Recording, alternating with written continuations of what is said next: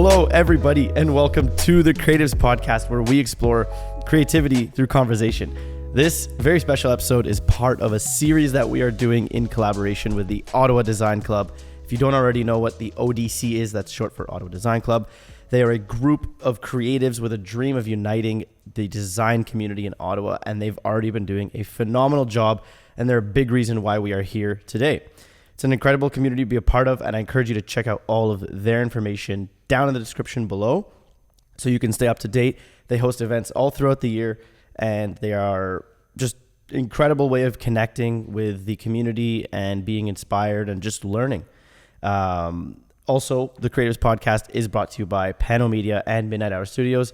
Pano Media is powering all of the production tools behind this podcast, and Midnight Hour Studios is this lovely space that we are in today.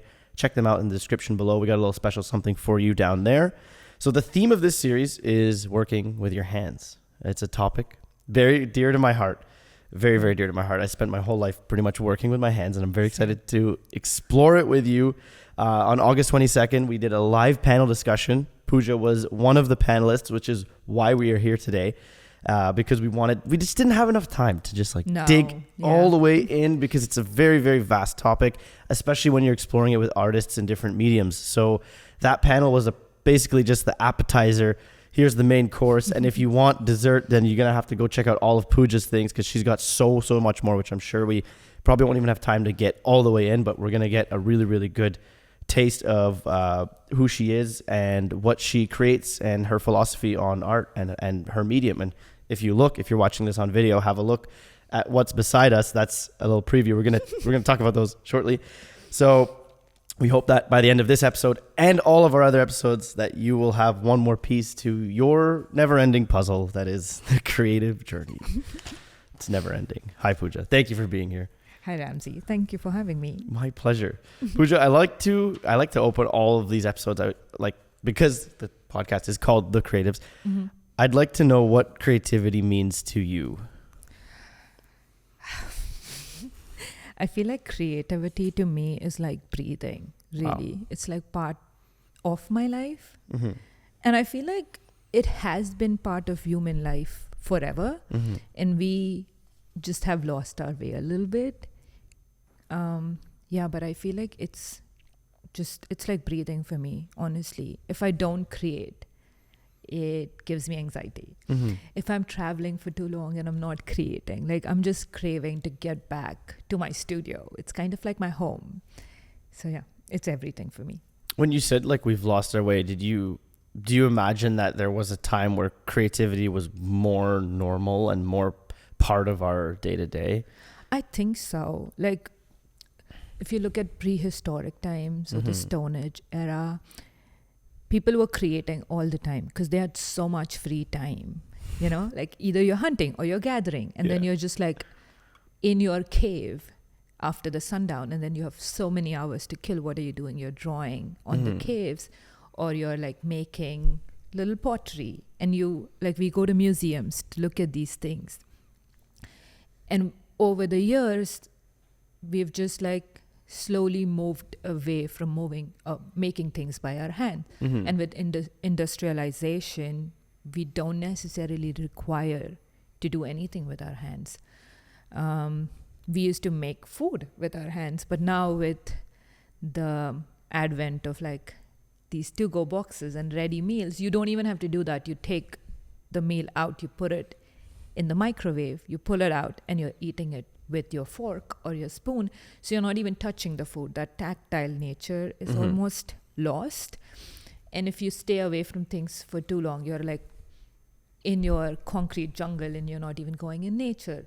You don't even feel the need to be tactile anymore, if that makes any sense. That does make sense. I feel like it's tricky because we think we may think we're being creative, and it's just to no one's fault, but I feel like we're creatively navigating this world, but it's unfortunately, like you said, not necessarily it's not feeding that desire inside of us.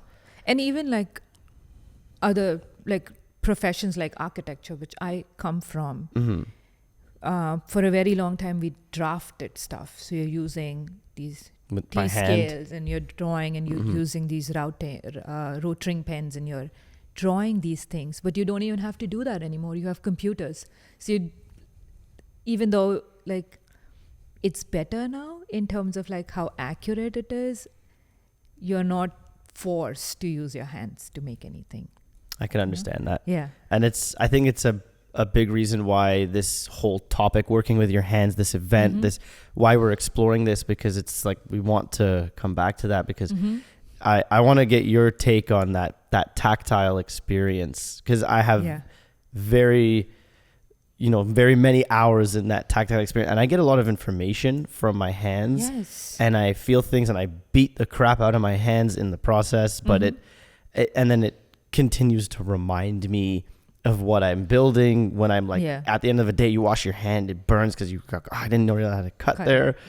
But I'm curious, what's your tactile experience like with your work and with your life? So let me tell you about my work. Yes. Oh, yes. I feel like that I know I'm more proficient in that. So with my work, I'm always touching my pieces, and it's such an important part of how I make my pieces. So I have to like constantly touch and feel how the sculpture feels to me. So it's such an important part of my creative process. And I've tried other ways of creating sculptures too, like 3D printing or CNCing. And it's fun. And you can create easily replicable pieces. But there is just something magical about feeling the piece when you're making it. It's like after years of not being creative or making things with your hands, if you do take like a cooking class and you're making pasta or you're cutting something, it just grounds you. And it's such an important part of being a creator, because I feel like we've forgotten how it really feels to be in our bodies. Like we are constantly on a go, and we've been constantly fed with information. You're driving, you're looking at like your peripheral vision is super active. So you're not necessarily in tune with how your body works. You don't really know how you're feeling. So I feel like when you're actually using your hands to make something, it really pushes you to be in tune with your body. And I feel like that has really helped me, even with like understanding how I'm feeling about a situation. Like you go through life, something happens, and your body learns to store trauma. Even if it's not happening directly to you, you hold so much stuff. And I feel like for me, making things with my hands has really helped me understand what I'm feeling. Yeah. It's cool. It's an expression and it's a release of that energy, right? Or it can be, I suppose. It's funny you say like we're taking in all this information all the time. Yeah. I've become a little sensitive. It's a little annoying, but I've become very sensitive on what sort of information I take in to my mind and my vision. So like in the mornings, I'm very like low frequency, like chill vibes, no music, no ads, no news, like just keep it super, super low, because in the morning, I'm sure you're very sensitive in the morning. You've been literally laying unconscious for 8 hours, like in another planet. Yeah. So I find the morning is that being aware of what I'm consuming in the morning helps me to level out that bombardment of information. And then in the afternoon, sometimes things get wild and you don't know where you end up on the internet.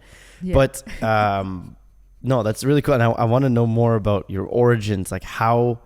I want to take it back. If we were to put this in a comic book and there was like the main chapters of Pooja Pawaskar's life, how does that look? What's the picture here? So I was born in Mumbai, India, and I lived in a joint family with my grandparents, my parents, and my little sister. Wow. And my parents were really young when they had us. And the way that Indian society is shaped is it's the grandparents who take the bulk of taking care of you, raising you. So that's exactly what happened in my life. Like they'll wake us up bathe us, feed us, take us to school, take us to the park. Everything was taken care of by my grandparents. And I'm talking about 90s in India. How old were your parents then? My mom was 25 when she had me. My Okay. dad was 29. Okay. Which is not too young, but if I had a kid at 25, I wouldn't know how to like navigate because I'm not a grown-up myself, Yeah. And just the way that Indian society was shaped, like it was really crucial. And my grandparents were also very conservative. So I had a very conservative and modest upbringing. And yeah, my granddad was a woodworker, and that's really how my connection with woodworking came into play. Did he have a shop at home? Now, we lived in an apartment Okay. in Mumbai. You don't really have space for shop, but Right. we had so many tools, and my granddad did not really use power tools because he was raised in British India. This was Cool. like pre-independence India. Mm-hmm. And he also grew up in a small town that did not have electricity. So everything was hands, like all the tools were non-power tools. How do you say it? Yeah, like, hand tools, hand like tools. those ones with the blade where you take a layer off the wood. Yes, and like, yes, planers and even like with a hammer and like a chisel, right? Like Exactly. old school. I love that. Everything old school, including like the drill bits. Or I like guess the manual drill bits. Manual. You're Yeah, turning a drill I bit. have it at home That's too. so I cool. brought all of his tools. Oh, that's amazing. After he passed away, my dad was unwilling to part with them, Good. but I love that. essentially stole them. I was like, I don't care. You're not You have using it. You're That's not. literally how I feel with my ancestors. I'm like, get me the photographs. I want all the history. Yeah. So if you know anything about India, Indian society is very conservative, and also women are, I don't want to say bad things about India, but I'm just stating the facts. It's a very patriarchal society, which also means that women are almost like second-class citizens. It sounds like Arabic culture, similar in that regard. I agree. It's very similar. And also like men are not very emotionally mature. So women have to grow up really quickly to kind of compensate for not a very emotionally mature partner. And also sexual assault is on a high in India. It has always been a high. I feel like now it's peaking almost.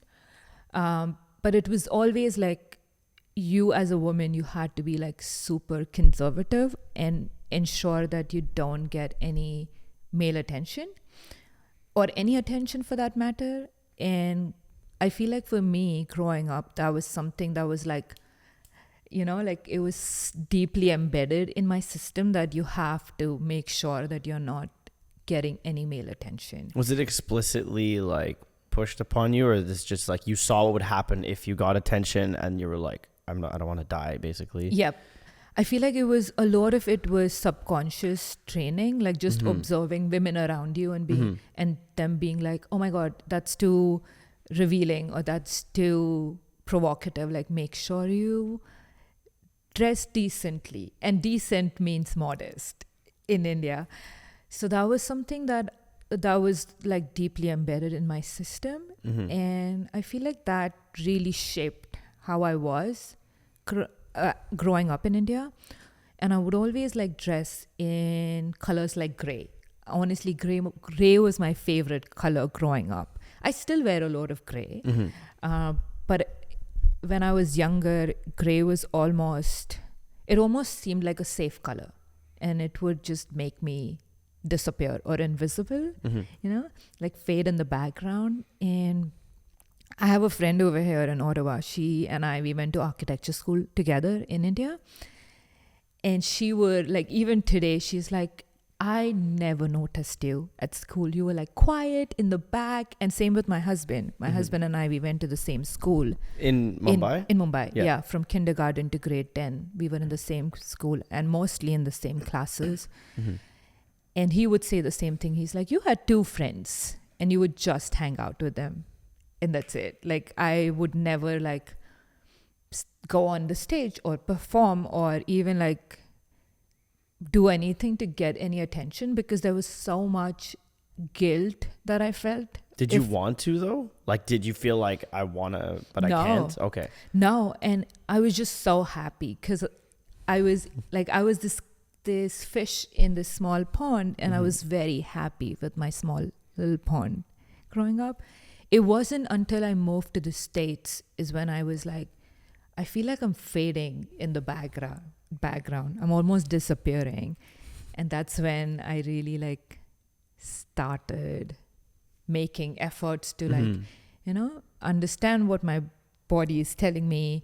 I also got diagnosed with autoimmune, which was another way of my body telling me that when you get really sick, it's your body's way of telling that you need to rest or you need to change.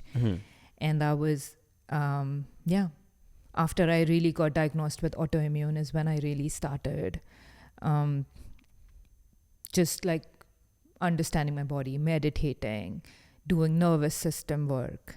And it helped at the time? Like, did you notice a difference? Oh yeah, for sure. I still like, obviously from day to day, the body is changing, and some days when my body is in excessive stress, I would see the hives coming back, but it's definitely more regulated than it was a few years ago. It's cool just paying attention to what your body's telling you.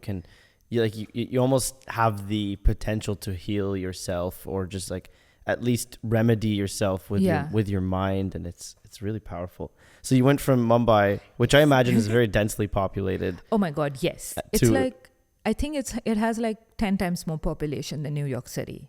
Oh my gosh. If I'm not wrong. And it's not, how big is Mumbai, like relative to like Ontario? Very similar to like New York City. And it's 10 to, oh my gosh. It's crazy. Wild. Mumbai, India is the most populated country in the world right now. That's crazy. So so you left there, you went to the US, and then you came to Ottawa after? Yeah. Okay. So with your family? No, or solo? Just my husband and I, okay. and our two dogs. So in Mumbai, I went to architecture school and then started working for an architectural firm in Mumbai. And that's when I realized that I was still, like, I enjoyed the education in architecture, but I did not necessarily enjoy it as a profession because it's very corporate for my liking. So after I started working for this architectural firm is when I started recognizing that I wanted to make things with my hands. So my natural instincts was to make furniture and make false ceiling. Like, I literally designed the whole interiors for one of the projects that we did. And that's when I was like, I think I should go back to school. And that's when I applied for furniture design program at Savannah College of Art and Design. And I got a scholarship to go study over there, which was great. Where's that, Savannah? Savannah, Georgia. Georgia, okay. Yeah. It's like 4 hours from Atlanta, I want to say, if I'm not wrong. That's not too far from here either. No, like you can drive from here if you want. Yeah, but it's like right about Jacksonville, Florida. Okay. Bit of a ways away. Yeah. Like, that's cool. It's below North Carolina. So before you got to that program, like you mentioned your grandfather had the hand tools. So like, did you have experience messing around in a shop, making things, like using tools? Yeah, I did that. So when I started my architecture program in Mumbai, I was still living with my parents and my grandparents. And I remember in the first year of architecture, we had a program called Basic Design. And Basic Design is just understanding proportions and lines and just coming up with ideas of, you're not necessarily designing architectural spaces, but you're just designing. It's almost like sculpting,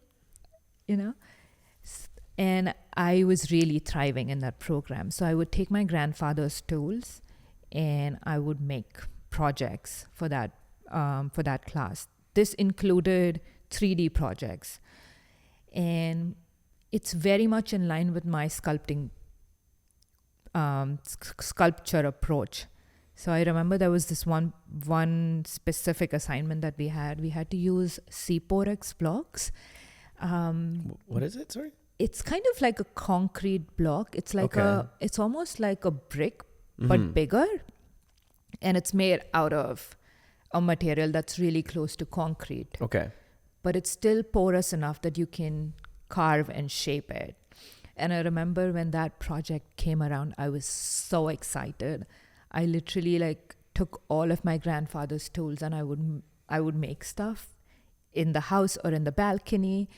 And my grandfather loved to like hang out with me and show me how to use the That's tools. But amazing. also like, I think he was like in his 70s by the time I was doing architecture school. And he would stay up with me all night. And when I say all night, it's like we would stay up till like 6 a.m. in the morning until my mom woke up and then go to bed. I can't stay up till 6 a.m. now. But he would, because he had so much fun teaching me. Like he would make little trees for me. And it was just, that tactile nature was really exciting for me. Yeah. Sorry, I forgot what the question was. No, I wanted to dive into your kind of origin story, and that you painted the picture beautifully, and I can see how like your family's played a role, and how early on you've had like an opportunity to play with your hands. And Yeah. I do see parallels in my life too, like I was always on like the academic path through school, but then I had the chance to do like wood shop and auto shop and photography. And those are the classes I actually loved. Yeah. No, physics and chemistry, like bored, Yeah. but doing it. Yeah. And then fast forward all these years, went through university, got an economics degree, Nice. still bored, but did it.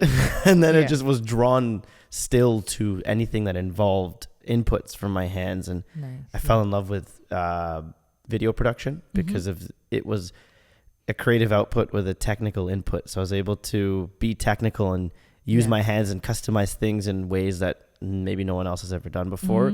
Because like there's no two people that have ever put together a set, for example, like this, exactly as we've done it. So we get to use our hands to build it, and then we get to share with the world a creative output. So it's a cool sentiment, and it's fun to explore this topic and see how, you know, your journey began and kind of how it got there here today, which is, I'm curious, these sculptures, you very much created like a signature look, and when I see these, I know exactly who made them. Like, I love that. I've only known you for, let's say, a year and a half, and already like the look of these sculptures and the way you've done it is like very recognizable. So great work on that. Thank you. And I want to kind of understand how your sculptures, like these ones that we have here today, we'll grab them in a sec, but what are these? Why do they exist? And like how do you make them? So before this collection, I don't know if you remember, but I did a collection of rocking sculptures. I do. That was the first time I met you. Yes. Yeah. And I really love them. I still make, like it's still an ongoing series for me. But for this collection, like I was really struggling emotionally last year. And I couldn't get myself to create anything that I was enjoying. And I honestly couldn't get myself to create anything. And that's almost like a cycle. If I'm not making anything, I'm depressed. And if I'm depressed, I'm not making anything. So I wasn't really making anything. And I just took the whole summer off last year from making, which is bad because in Canada, summer is when I can really make stuff outdoors. So I wasn't making anything. And then I don't know what happened. This was, I want to say like October last year is when I just got a bunch of free wood from a local creative. And he just gave me a ton of wood, and it was just like in my shop, and my shop was full, and I don't have a big space. It's like 12 by 12. So it's a tiny little space full of wood. And all different cuts. Like, are you getting actual just logs? Or are you getting already machined wood? Mix of everything. Some okay. Some of it is like felled trees. So trees that have been rotten and were taken down because they would eventually fall. Okay. And then there is wood that's taken down from structures like a barn. So there are beams that have pre-existing character to it.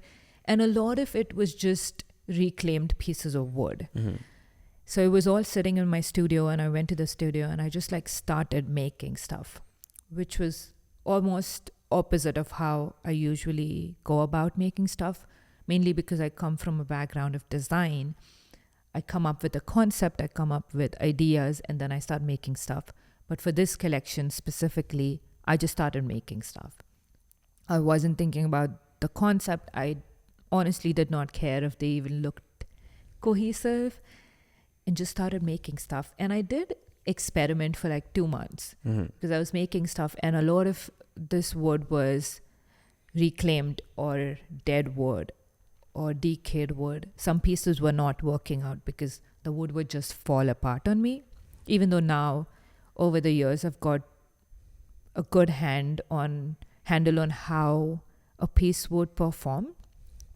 So if it's going to fall apart, I like stop at the right time, or at least I try to.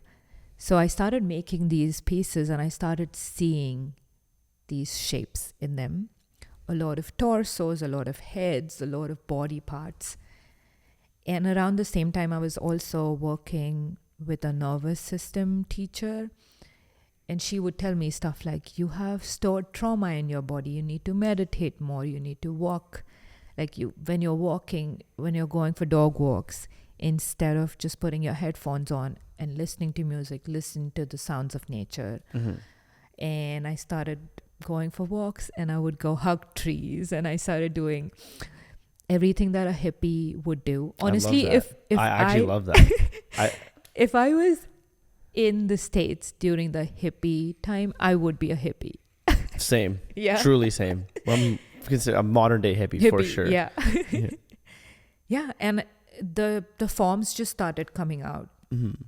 And I feel like over the time, after I started sharing them on social media and after I started showing it to my friends, a lot of people would throw words like sexy and it's sensual or provocative. And yeah, and that's really how it got its name, Sexy AF. That's the collection that we have here today. Yeah. Before we dive in deeper, can we pick them up and Yes. Just like if you're not watching this on video, I encourage you to watch it on video. If you're driving, pull over and open Spotify because we have this on video on Spotify. I mentioned to you this looks like a chocolate bar earlier. Right? It just looks like a giant, like a bunny or something. This is so cool. Oh yeah, somebody did say that to me.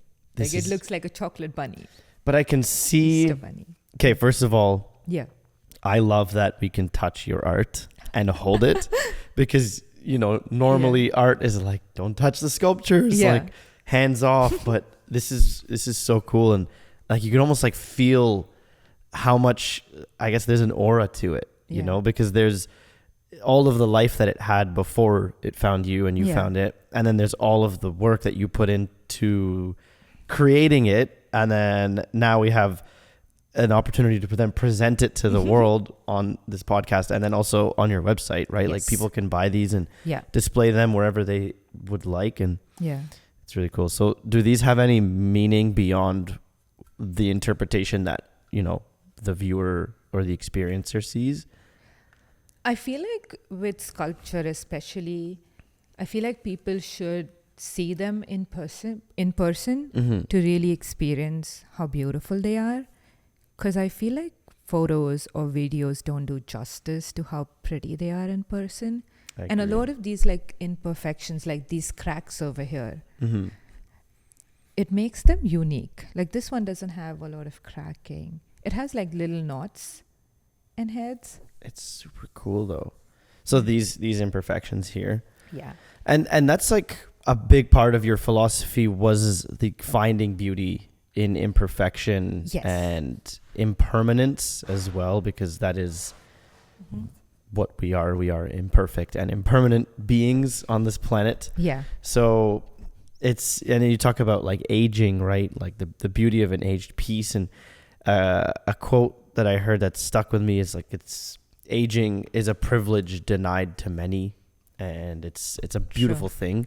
But can you tell me more about that kind of like, impermanence, imperfection? Like, why are you compelled to, reignite something that's dead in the eyes of someone else? So for me, I when I moved to the States is when I was like in the same fish in new waters. Mm-hmm. And I felt like an outsider for a very, very long time. And in India, even though I felt like I wasn't where I should have been in the hierarchy of the society, Mm-hmm. but I knew my place. Whereas over here, I couldn't find my place or my footing. And that's when I started reading more about wabi-sabi. And it talks about embracing impermanence and imperfection and celebrating that, not just embracing it, but celebrating it. Mm. Like if you see those, have you seen those kintsugi mugs where they're connected with gold foil? Like No, a I actually broken haven't. mug. You should. Oh, I think it's there's a crack in it. Or Yeah, something. but the crack is like it's stuck back together using gold foil. Okay. And instead of like hiding that, it's almost accentuating it, like bringing the attention to the crack. And I really like that. And a lot of other metaphors like that really connected with me. Like, for example, when you were a kid, your dad would probably pick you up all the time, Mm-hmm. you know? But there was a last time when he picked you up as a kid. And you did not know that, nor did he. That's You deep. know? But that definitely happened. Yeah.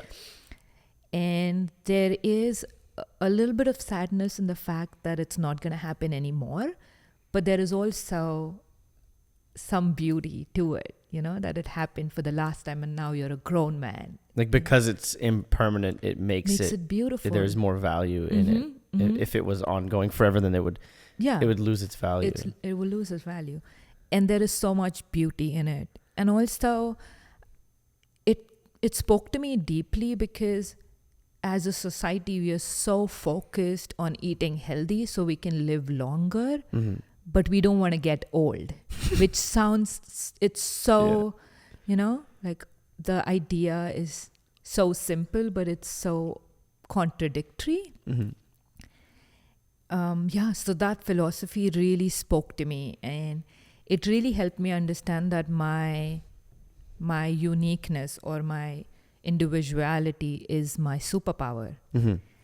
Yeah. And that's why it spoke to me. And using wood, especially recycled wood or reclaimed wood, was important to me because it's almost like a stand-in or a metaphor to being a human being. You know, every piece is like a collaborator. And when I'm working, even if I'm recreating this for someone else, the piece is not going to look exactly the same because the grain is going to be different. The knots are going to be different. It would start cracking in different areas. So yeah, it is a stand-in for human being. I love that you said every piece is a collaborator. Yeah. That's absolutely incredible. I've never heard that perspective on art. Yeah. It's like you're collaborating with the wood because it is a living being. Like Yes. trees are alive.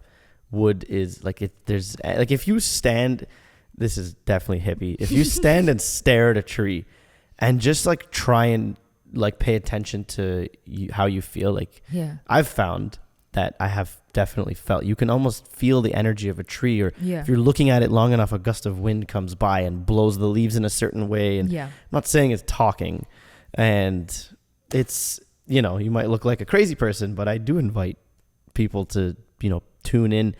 I was actually, this book on the table here, I was reading about some like paying attention, but not just with your ears, like paying attention and listening with your whole body.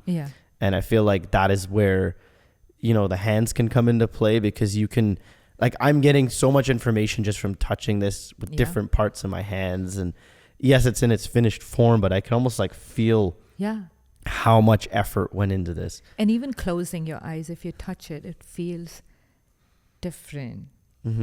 Yeah. Really cool. How can people even so if someone is interested in interacting with your pieces, how can they do that?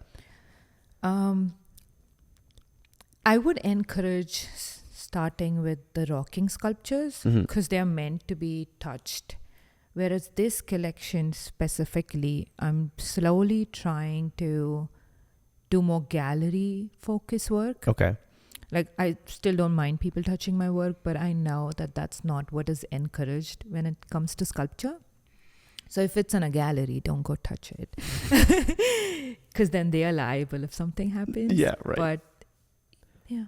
So I'm curious, Pooja, like you've mentioned briefly about your experience, but how does the actual like interaction with the tools, with the wood, with cutting up your hands, like how does that actually influence what you create? So when I started making sculptures, I started working with the tools that I was not the most familiar with.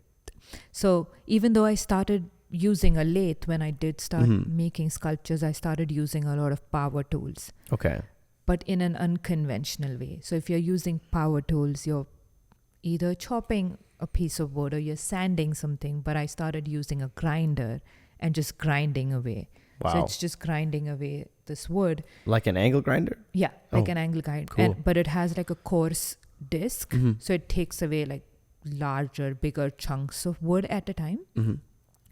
And when I started working with that, that also became another collaborator because it can only spin a certain way and it can only cut a certain way. So you now have to not only work with your wood, but you also have to work with your tools to understand that a certain tool can only deliver certain things. And based on that, a lot of shapes, like for example, my angle grinder, you can kind of tell that that's roughly how big it is. And that's roughly how big it is. Yeah. To flatten it out. What was this piece before? It was just a blank piece of mahogany. Was it like a log or a block? Yeah. Yeah. Whereas this one, it's Douglas fir. And I think this was from a beam that was taken down. That's super cool. Do you offer like the story of all the wood? Yeah. For sure. When someone purchases a piece from you, they understand where it came from. I mean, when I do product description, I write a little bit about the wood. But now that you say it, I should probably also write about the history of the wood. Because every piece that I'm making is from a reclaimed piece of wood. It's incredible. And it's an old piece of wood. For wood to grow to this size, it's how many years roughly would you estimate? I don't know, because this is, so if that is your trunk, if this is the center of the wood, you don't use the center. This is like the outside piece of wood. Oh, so it's got to be big. For sure, yeah. That's really cool. One thought that I love and why I love old stuff is because I live in a 121-year-old house. Oh, wow, nice. And I have a 33-year-old race car, and it's just like all these old things that are older than me. Yeah. But one of the main reasons I'm drawn to them is they've existed for my entire life. And I only met them recently or semi-recently. Yeah. So it's crazy to think back, like now these things are in my possession and I'm getting the opportunity to experience them. But for as long as I've been alive, they've been on Earth and someone else was experiencing them. Yeah. And it's cool to see how close I got to potentially these things without even realizing that one day this car would be mine or this house would be mine. Yeah. So I find old things just like they spark in my head. And they also tell stories. Yeah. As you've, like enlightened us on, like they tell a bit of a story and there's like, I don't know, there's just so much. It has character because time builds character, Yeah. Like in my neighborhood, I have a favorite tree. Yeah. And every place that I've lived, I've had a favorite tree. And this tree is huge. So if I'm standing in my bedroom window and looking outside, I see the tree. And about 2 years ago, the tree started dying. And it has not bloomed. It's just a dead tree standing, but it's huge. And for 2 years, I don't think anybody recognized that it was dying, including the people who took care of that area, because they often take down trees that are dying and replant different trees in the same vicinity to kind of keep the foliage even. And for 2 years, nobody recognized it. And this was like a couple of months ago, they put a red cross on it saying that it needs to come down. So ever since that, I have been taking photos of that tree to be like, even if nobody remembers you, I'm going to remember you. I love that. Yeah. The tree feels it too. Yeah. You're going to protest the tree when they come with the bulldozer. Don't take it down. Don't take it down. I know it's dead. It's just a corpse right now, but it's okay. But if you could get the wood from it. I'm planning to. That would be cool. I do intend to do that. Every time there is like a storm in our area, and if people, like if branches break and people take them down, I go and collect them. That's awesome. Yeah. I mean, what else? Like, I mean, they're either going to be thrown out in a chipper. Yeah. Or burned as a campfire, but it's just giving it just a little bit more life on this earth. Yeah. One thing that you seem to do with your art, and like you may not even have realized what you were doing last summer when you spoke about how you were just creating with no real objective, is I find you're communicating and expressing things without words. And I'm curious to explore that communication without words, how that, unfolds in your life. I feel like it's like journaling, really. You journal to find out what's happening, like how you're feeling. And that's why they encourage doing morning pages. Like you get up and the first thing that you do is just write whatever comes to your mind. Because your subconscious is active regardless of whether or not you're aware about it. Like for me, yesterday, this TikTok song called Alibi was just playing in my mind at night. And because I could not fall asleep, like it was just going on and on in my mind. So your subconscious is active regardless. So I feel like sculpting for me is like journaling. I almost use it as a canvas. Cool. And then it reveals itself over a long period of time. And I really like that about art because as artists, a lot of times we start out with an idea that we want to execute. Like we have the how we are going to do it, how I'm going to execute it. And a lot of times we don't have the why. And I feel like this just creating will reveal the why eventually. Yeah. It's, would you say that parallels other art mediums? Like, would you say you could take the same approach of... Oh, yeah, for sure. Using some form of art as a journal of feelings? I think so. I totally agree with that. Because I feel like a lot of times, just working with your hands calms your system.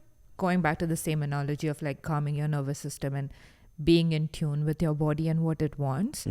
I feel like just making with your hands will eventually reveal what you want to do. And this doesn't have to be artistic necessarily. This could be cooking or knitting or just doing something that's meditative. Like it's repetitive to some extent, but it's still innovative to another extent. Yeah.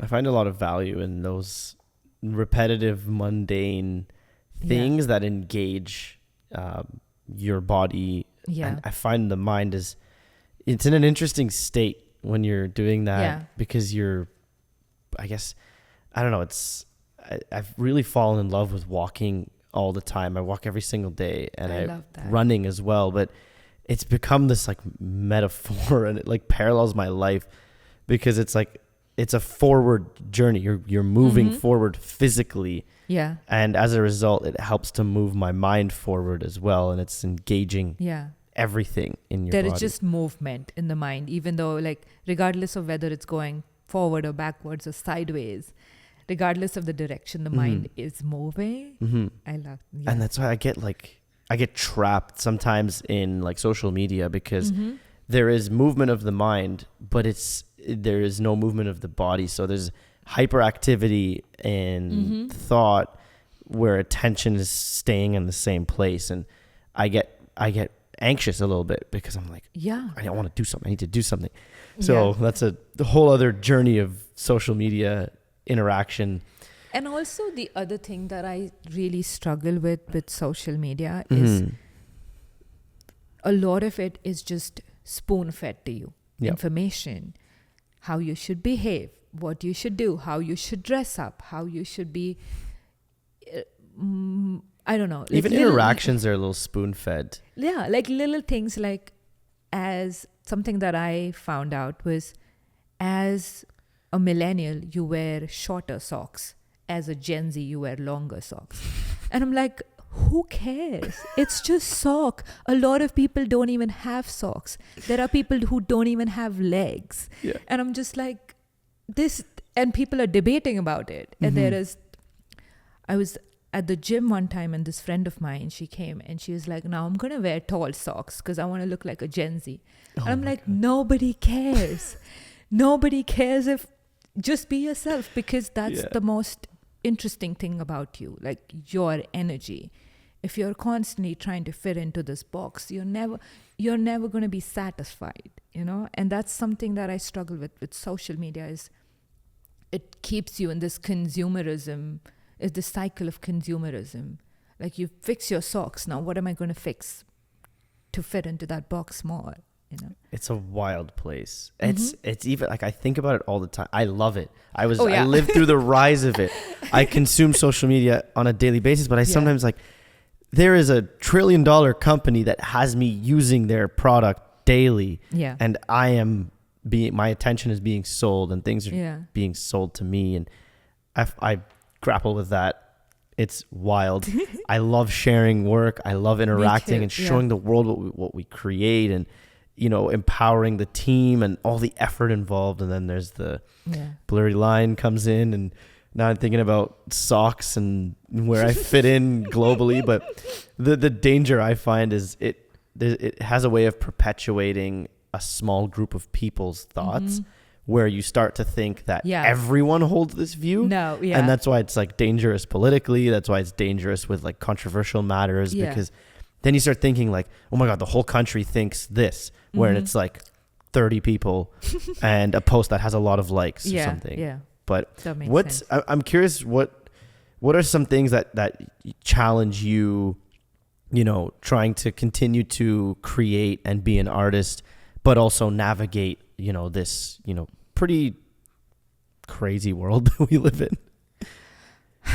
I'm still trying to figure that out for myself. Because I feel like now I've really understood the kind of work that I'm doing. Like, even though what I was doing before was interesting, I feel like now is when it's like really getting on the right track. Like, was this the kind of first step towards that? I think so. And I want to make this bigger and still experiment. Like, yes, wood is still my favorite material to work with, but I want to experiment with other materials too. Reclaimed materials or brand new materials potentially? I'm open to anything really. Clay, plaster, metal. We'll see where it goes. I saw you were doing some plaster stuff recently. Yeah, because I'm leaving for a residency. Okay. And what's a residency? It's an artist residency. So you just go to this, either it's like a studio space, or they give you accommodation and studio. And you're sharing that studio and that area with someone, with other people, other artists. But it's just this space where you can create and innovate and just experience a new culture. So I'm going to Italy. I've never been to Europe. Cool, yeah. Which I'm never been to Europe. Cool. So I'm really excited. You like coffee? Oh yeah. Espressos all day. I told you I had 4 cups. Oh yes. This morning. So yeah, I'm going there. I'm gonna be sharing the studio and the space with other artists, which also means that I cannot necessarily work with really loud tools and create a lot of mess and dust. So I was trying to be vigilant when it came to that. But I was trying to also figure out how I can still create authentically. And instead of taking it as, like, I'm using this as a challenge to push myself to experiment with other materials. And even if nothing comes out of it, I'm sure I'm going to gain stuff from that and bring it back and use that to create newer works. That's amazing. Well, I wish you all the best on Thank that. you. I'm sure that sounds so fun. It's so exciting. And I'm so grateful that I even have the opportunity to do this. Not everybody gets that opportunity. No, absolutely. Yeah. And I'm sure it will, add to your journey and your endeavors in some way. I find whenever I do something new or uncomfortable, I seem to be drawn lately to a lot of new and challenging situations. Yeah. Because I'm like intrigued by how like they actually energize me. Like I endeavor on something, I'm like, this is crazy. Like I don't know if I can actually do this. And I have these thoughts in my head, and then you do it and you don't even realize you get what you get out of it. You don't even realize, or you couldn't have even imagined that's what would have come of it. And it's not like you're not necessarily changing who you are as a human, but you might change like the very slightest thing in the beginning of your process to then make the whole journey easier. And I love doing that kind of stuff. And just it's scary, I understand, and it can be uncomfortable. And on the last episode I was speaking about that, relationship between discomfort and growth, because I seem to find a lot of growth in uncomfortable situations. I agree. I totally agree. I feel like growth can only take place if you're willing to be uncomfortable. Yeah. That's cool. For the other artists there who may potentially struggle on like the business side, how do you approach, so there's the making the art, but then there's the communicating the art, telling the story and sharing it with the world, and then also making a living out of it. Yeah. So in the last year, you've done an amazing job at, releasing a film and like telling the story and being involved in all sorts of things in the community. So what's your take on like the business side of being an artist? I feel like just being willing and open to learn how to do business, because it doesn't come to us naturally. That's what I feel. If you're an artist, it's not the most natural thing to do. But just being open and willing is important. Like you are doing this, you're open to having interactions with several different people and willing to learn from them. That's the first thing I would say. Also networking, it's really important. And physical networking too. I try to do that, not just with other creatives, but people like interior designers, architects. That I'm talking about it for myself, but it could be different for other people. But for me, I always seek out my clientele and try to build a relationship from an authentic place. I'm not just chasing ideas, but creating authentic connections. And then the third, but the most important part would be just doing it, regardless of whether or not you think you're capable of it. Because everybody who has done stuff, who are succeeding in what they're doing, are not necessarily the best people in their field. It's often the opposite. You don't have to be the best to be the greatest, I love that. And that's something that I intend to do too. Just keep making and doing stuff. And something that I carry with me all the time is, there was this Japanese artist. Do you know that great wave? It's a big wave. It's a painting. It a sculpture, it's just a block print. It's like a painting almost. And there was this Japanese artist who made that. And he made that using these blue pigments, which was new internationally. So when he started making those, he started making these waves, and it just blew up internationally. So there was this journalist from the US who traveled to Japan to interview this artist. And he did an amazing interview with the artist. The artist was happy. The journalist got everything that he intended to get out of it. At the end of the interview, the journalist was like, "Oh, is there anything that you want me to remember when I'm publishing this?" He's like, "Make sure you don't include anything that I created before the age of 75, because that is all trash." And I'm like, it's such a refreshing approach, to to know that this artist has been creating for so many years, but he did not think that his best work came until he was 75. Wow. So everything, not that the work that came before it was not valuable, but it was crucial for this new work. They were just like little stepping stones. And it gives me courage to keep striving to be better, because I know that this is my best work so far, but it's probably not. Like, it's almost like aging again. Like, I'm oldest that I've ever been, but I'm also the youngest that I'll ever be, you know? I love that. That's a line that's stuck in my head too. Yeah. My perception with time is something that took me a while to really understand how long things take. And if like the bigger the ambition, the bigger the goal, the longer it takes to get it done.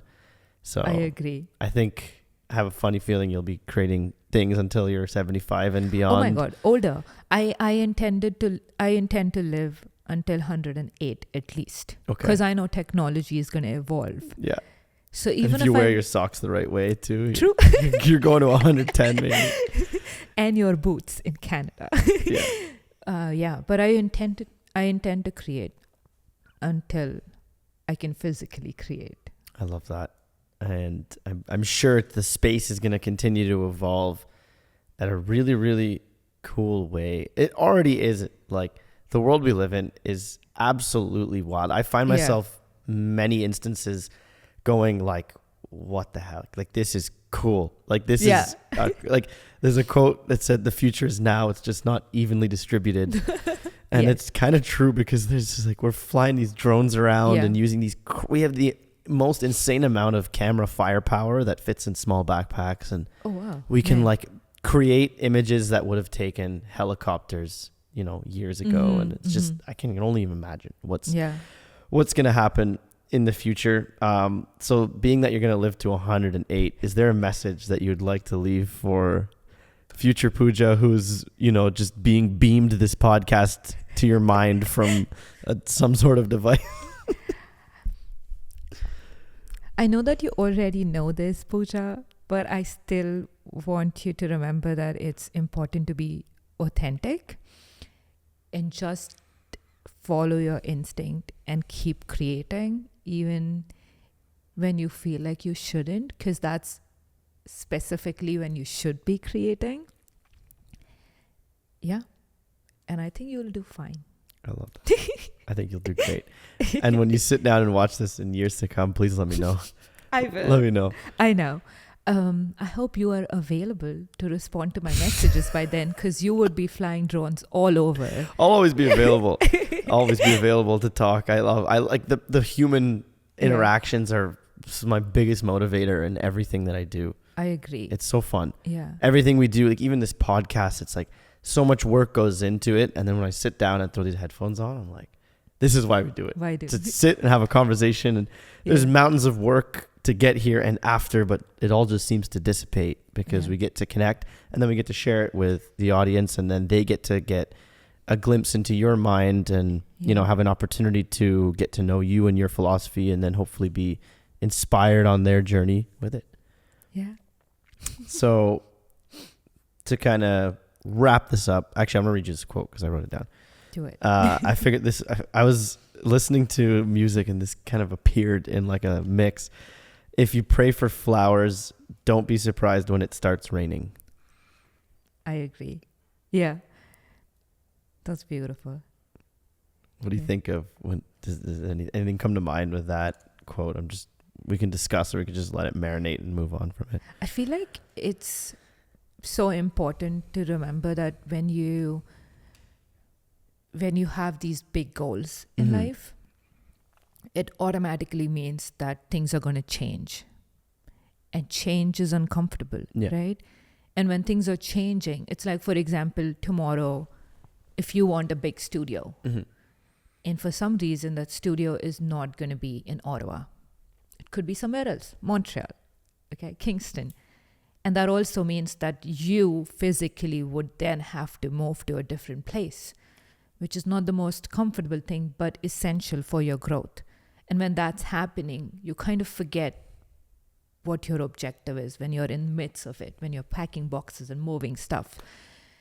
I feel like just remembering your goal, like you should be trained on your goal going forward. What is your goal? Being trained on it. And then just like going through the storm and just, yeah. I love that. Well, thank you. That was beautiful. Really love what you said. If you have a big goal, things are going to change. Yeah. It's definitely overlooked, because then I seem to, and I'm sure others maybe, you seem to just imagine yourself in the glorious finish line of said goal. Yeah. And seeming to like kind of all the actual what it takes to get there seems to dissipate. And I've thrown a lot of goals away because I was more in love with the idea of completing it than the actual work involved. And because I could never bring myself to start. And then I'm like, I don't actually want this. I like the idea of it. I don't like the work. So, I agree. Yeah. I totally agree with that. And I see that in a lot of artists too. Like a lot of the goals that people have are not necessarily the goals that they want to have. It's almost like, oh, I love that somebody else is achieving it and I want that. Or at least I want to feel like that.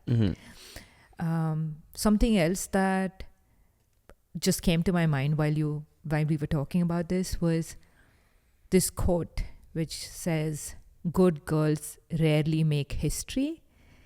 It's just this willingness to sometimes break the mold to get to where you want to be.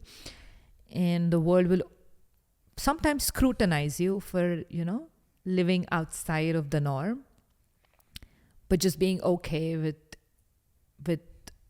the judgment and still doing it anyways, because you know that that's something that you want. The fly, just... The fly. It's just reframed seeing bugs as just nature tickling you. That's when bugs land on you. That is amazing. And just tune it out. You got to tune out the noise. There's going to be noise no matter what. Oh, yeah. Even if you're doing the right thing, you'll still hear the noise. So would you rather hear the noise when you want to do the stuff you want, or the other way around? Yeah, sorry. Sorry, baby. It's your piece. Pooja, that was a very beautiful conversation, and thank you. Thank you for your perspectives. Where can people find your work, and what can people expect from you in the coming months, years? I don't know what you can expect from me in the coming months. I'm just honestly experimenting at this point. And I'm also exploring the option of maybe doing wall art that's sculptural. Cool. Something that I've wanted to do for a while. Like 3D walls. Cool. 3D wall art, but also